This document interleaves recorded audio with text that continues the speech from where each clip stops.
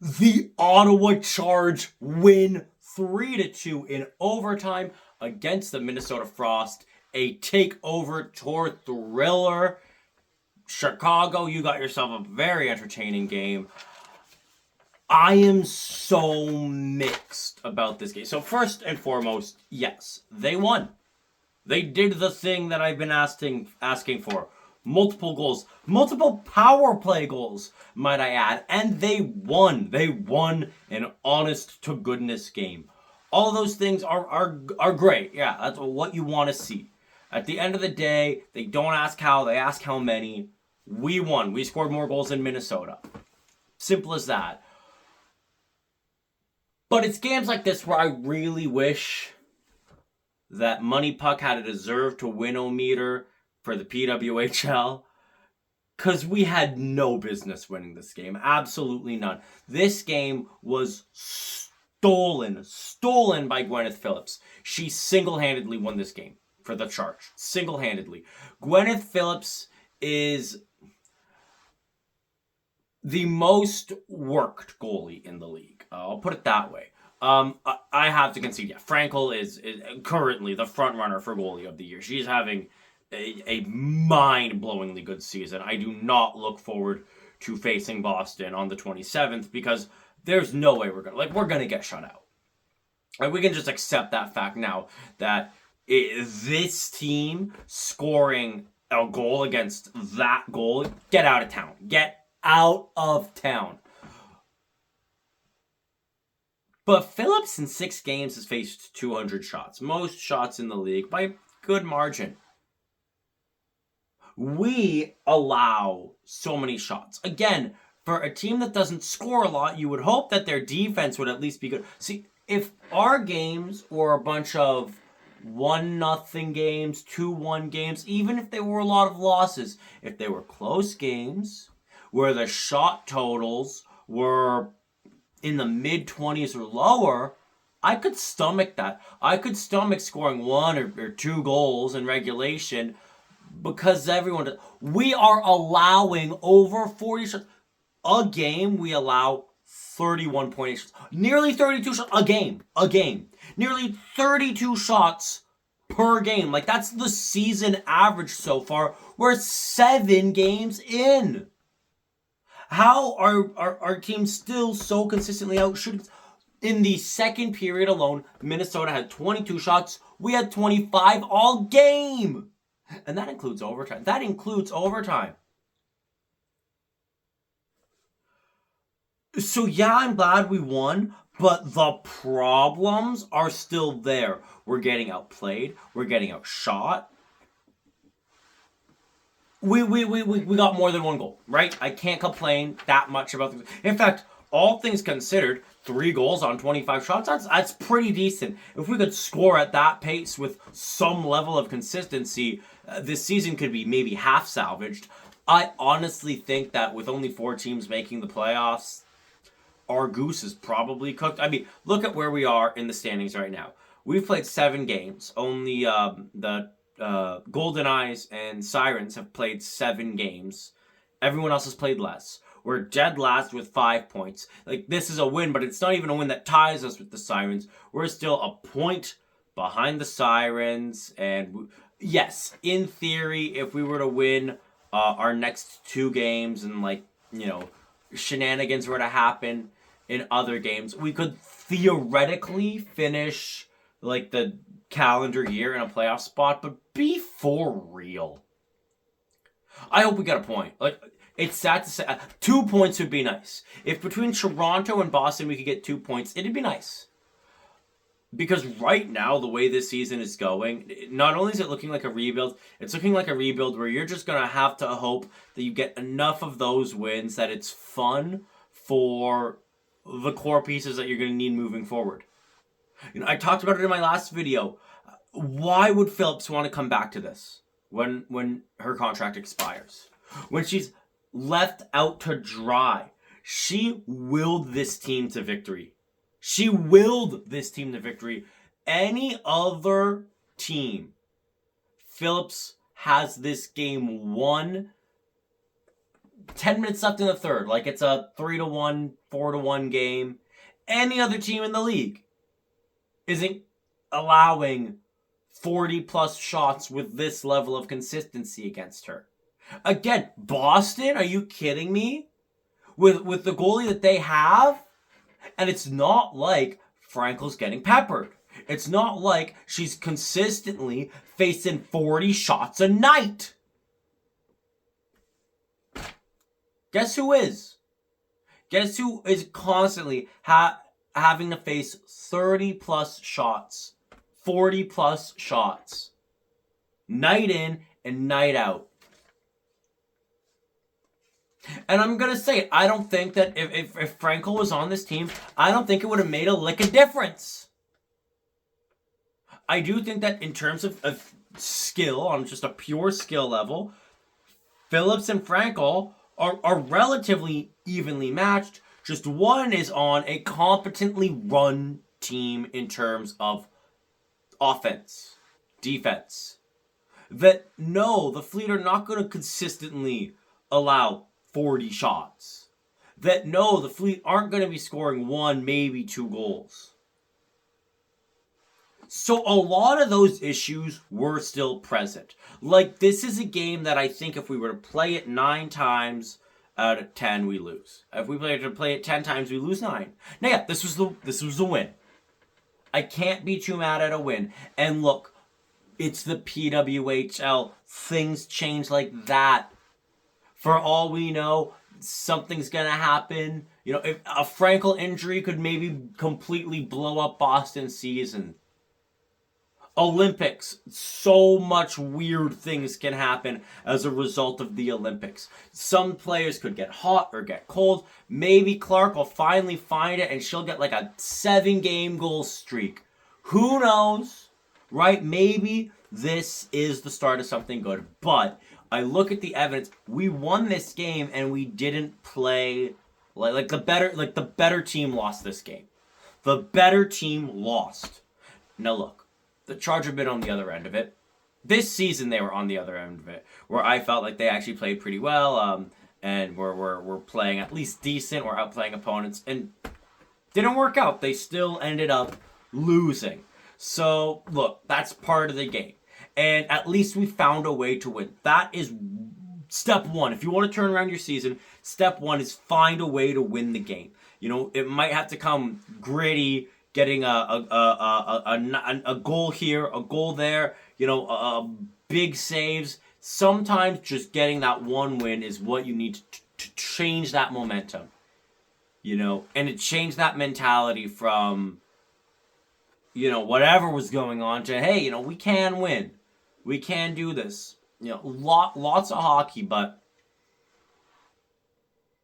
last season after like a win like this, exciting, you know, yes, I'd be like, yeah, they're back in it. And I'm still not convinced. I'll put it that way. I'm not convinced that the Charge are back in it. I'm still like, are they? Like I'm happy we won. When we scored, I was like celebrating. I was giving the whoop whoops. But there's like 2 parts of being a fan when you're watching the game, I find. There's the individual game fan, and then there's the, like, whole season, organization, future fan. Right? That's why it's like, I'm a longtime Sens fan. They had a very long rebuild. And while no one individual loss was good, no one individual loss where you're like, yay, they lost. That bodes well for our draft. As a whole, you were able to be like, this is ultimately going to be a net positive. We're probably going to get a really good, you know, player as a result of these, you know, 10 losses. And conversely, every individual game, you go in hoping that they win, hoping that, hey, tonight might be that win, that fun time. You know, when I would go to Sens games, when they were just stinking, I'm a Red Blacks fan. Every game I went to, I go to every home game for the Red Blacks, and every single game I went to, I was hoping that would be the one, that they'd get that win for me. It'd be a fun victory. every individual game, yeah, when they win, it's fun. It's never not fun. Like, a win is always fun. Yes, there are the, like, occasional times where, like, it's actually really bad in terms of your draft pick. But even then, like, you know, I'll use the NFL as an example where it's a lot more concrete, like dead last, first overall. You could end up finishing not dead last and not getting first overall and still picking somebody better than the first overall draft pick. It's, you know, it's still a bit of a game of chance. Wins are fun. Wins are fun, but when you're cheering for a team that is clearly on the down, that is clearly going downhill, getting ready for a rebuild, in the middle of a rebuild, those wins are fun moments in time. They're like, you know, a fun memory. Like, when they happen, you're like, great, yay, we won. But then the bigger scheme, you understand that that's an isolated incident. So again, like, I would go to a Sens game when the Sens were in the middle of a rebuild, and, like, I'd hope that they would win that game. And if they did, and it did happen a few times, so I went to the game, and even though the Sens were below 500, completely out of the playoff race, definitely not going to do anything of significance that year, they won that game. It was a fun time. And I'd go with a buddy, and me and my buddy would be like, yeah, we won, woohoo! And then we would go back to knowing that that one win doesn't really change the trajectory of the season. That's not going to kickstart a 20-game win streak and a Stanley Cup championship. It was just a fun little moment in time in what is going to be, overall, still a rather disappointing season. And I have that same feeling that I would get when the Sens would win in, like, 2021. You know? That was a fun little moment in time. Like, we're gonna stink this year, we're not gonna make the playoffs, but hey, we won! Like, let's enjoy it. And honestly, to some extent, let's really enjoy it, because we probably aren't gonna get a whole bunch of wins this year. A thrilling overtime victory in a Takeover Tour, we're not gonna get very many of those this year. We're not gonna get very many. So let's really soak this one in. You know, we might be a team that finishes with, like, 10 wins total in a 30-game season. I hope that's not the case, but if it is, let's really enjoy the wins that we get. And this game, sadly, didn't disprove that theory. It's not like we won and I can be like, yes, they won, super great team, super competitive team. We just absolutely came in there, pulverized Minnesota. Let's go. Like, no, we got away with one. And Phillips played amazing, especially in the third and overtime.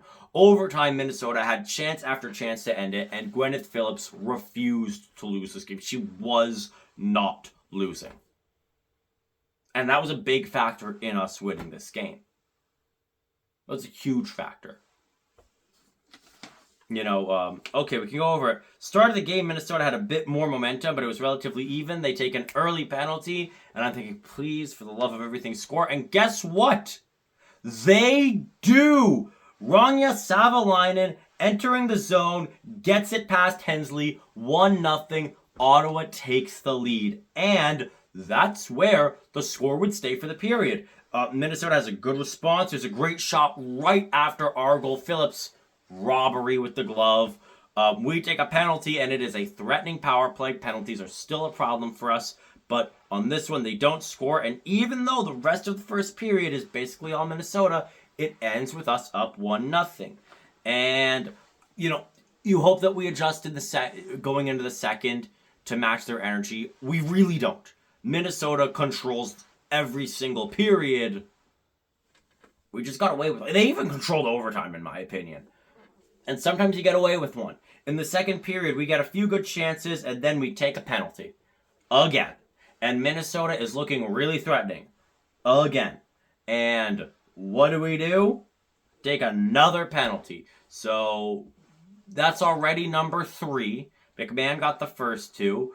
We're at penalty number 3. and shot off the post, nearly ties it on TV as I was watching it because I'm not in Chicago. It looked like a goal. And then no, it did go off the post. And Minnesota does tie it, but all the momentum is with Minnesota, and this should easily be a 2-3-1 game. McMahon gets a point-blank chance, can't finish, and then Minnesota, just, after making good on their chances to tie it, the loss you can see coming from a mile away. And what do? We take, they take a penalty, and we don't even generate momentum. We don't even generate momentum on the power play. And I'm thinking, that's it. That is it. Then we take a penalty. LaRock getting into it with Curl, unnecessarily so. Could you have called something on Curl? Maybe, but I don't disagree with the call. Again, we get a kill, and right at the end of the penalty, Curl takes a penalty. And I know that there are going to be, people upset about that call. And that, the refs kind of jobbed Minnesota. To be honest, Hensley could have played a little bit better. The first goal she should have had back. And I get it, that maybe isn't the greatest penalty call, but as a Charge fan, no. We take them how we can get them. We've had a few iffy penalties called against us. This is part of the game, I get it. And I know I've been on the other side of it where I'm I can't believe that did or didn't get called. Was this the best penalty call ever? No. But, there is some degree of you need to play the game that you're given. Again, I don't think we deserve the win here, and I think this is just a part of it where, I would understand the argument of the refs kind of did Minnesota dirty here. Now, I am of the belief that in order to blame the refs, and I've said this before, and I will continue to say this, it needs to be A, close game, and B, egregious on multiple occasions, and C, there needs to be at least one specific call where had it gone the other way or the correct way, it could have changed the outcome of the game. It had a significant impact. I think that two of those things were certainly there. That yes, this call, if it isn't made, we probably lose 2-1 in regulation. And secondly, this was a close game. This call mattered a lot. I don't think the entirety of the game, though, had egregious reffing in our favor. I think it just had egregious reffing. There was a lot of times I was what's going on here? But I don't think it, gave us that much of a benefit. But in any case, we get a power play, and right as the period is about to end, Brianne Jenner, the captain, scores 2-1. Ottawa takes back the lead. Going into the intermission, we have been outshot literally double. It's 28-14. We should not be winning this game. We have no business winning this game. Somehow, we are up 1. Somehow, we've scored 2 goals. Somehow, we've scored 2 power play goals. I mean, like I said, I was celebrating no matter what at the end of this game. I was that's it. They scored 2 goals. They scored 2 goals on the power play. We could end up allowing 3 in the third, and I'll still be happy. We take a penalty. Minnesota gets a few great chances. Phillips is still amazing. We take a penalty, and this time, there's just nothing we can do. And after chance after chance after chance on the power play, Minnesota finally gets one past us. 2-2. Tie game. I felt that the rest of the game, we did have a bit of a pushback, but it was still clearly a game that was relatively controlled by Minnesota. We go to overtime, and by overtime, I'm just happy we got a point. I'm just happy that we got a point. We're playing with house money now. We're playing with house money, but to my surprise, to I think everyone's surprise, Minnesota, despite outplaying us in the first, despite outplaying us in the second, despite outplaying us in the third, despite outplaying us in overtime, the rookies, Peyton Hemp to Sarah Wozniewicz, I hope I pronounced that right. She shoots, she scores, 3-2, game over, overtime winner, kumbaya. So where do we go? I mean, I do think for every Charge fan, the hope is that maybe some sort of wake-up call arrives here. We say, oh my goodness, we actually won a PWHL game. We can do it. We won. It was close. It was gritty. Yes, it came on the back of Phillips playing lights out all through the game. But maybe this wakes the team up. Maybe we play better. Maybe we win more board battles. Our zone entries and zone exits are cleaner. Maybe this is the change. I just don't see it right now.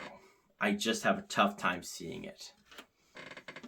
I think a lot of our hope needs to honestly rely on the points staying in a way where by the Olympics we're maybe only 3 games out of the playoffs, and then hopefully some sort of change can happen. But I'm just going to enjoy this one. I'm just going to enjoy this one and see where it goes. Because, I mean, I don't think that this is going to be the turnaround moment. I hope it is, but I just don't see it. I still think we got outplayed. I still think that Minnesota looked way better than us. I still think that Gwyneth Phillips was left out to dry. Just this time we found a way to score more than 1 goal. And, you know, it did make a difference. And look, that is a part of it. If we can start scoring at a decent enough rate, you know, look, if you can score 5 goals a night, who cares if you allow 40 shots? Who cares if you allow 40 shots if you're scoring 5 goals a night? As long as your goaltender's just average, you're going to win that game. But we aren't a 5-goal-a-night team. We're like a 1, maybe 2-goal-a-night team. So, hey, let's see if we can build on this offensively. Maybe tone down, not even just how many shots you're giving up, but the shot differential. You know, if we could have a game where shots are like 25 to 32, even if we're the 25, I'd be okay with that. That would be respectable. None of this 40 plus to 25 nonsense. But hey, we won. I can't be that mad, but there are still a lot of kinks that need to be worked out. This is not like oh yeah, the Charge are so back, baby. Like, I can't say that after a win like this. I wish I could, but I can't. So, hopefully this is the start of something good. I have my doubts, but I love when this team proves my doubts wrong. And I'm rooting for them to prove me wrong. For them to just go in, manhandle Toronto, decimate Boston, make a huge statement, oh, we're so back. And until then, you know, hey, it is what it is. We won. And as always, go Ottawa, go!